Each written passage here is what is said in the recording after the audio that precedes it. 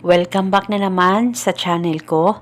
Ngayon, may panibagong video at ritual na naman ako na ibabahagi sa inyo ngayon. Upang maging iyo ng buong buo ang mahal mo, lalong-lalo na kung away-bati kayong dalawa at napapansin mo na may pagbabago na sa partner mo, yung para bang nawawala na siya ng gana sa'yo.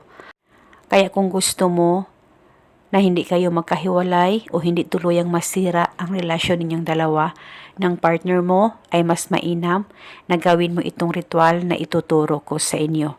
Basta gawin ito 100% ang paniniwala mo sa mga ganitong pamamaraan. Pwede mo ito gawin sa kahit na anong araw o oras na gusto mo. Ang gagawin mo lamang sa ritual na ito ay kumuha ka ng papel at panulat at isulat sa papel ang kanyang tunay na pangalan at apelido ng 5 beses.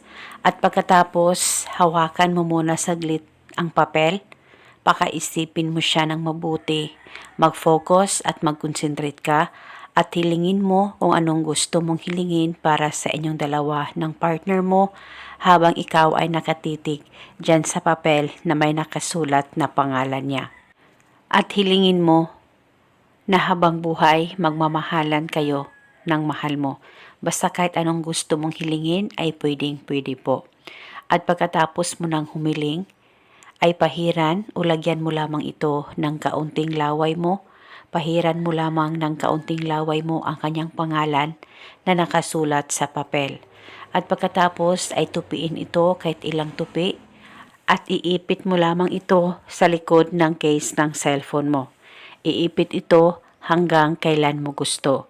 At kung walang case ang cellphone mo, ay pwede mo ito ilagay sa bulsa mo sa tuwing ikaw ay aalis, o pwede mo ito itago sa safe na walang makakakita at makakaalam. At eto muna sa ngayon, maraming salamat po sa panonood. May God bless us all.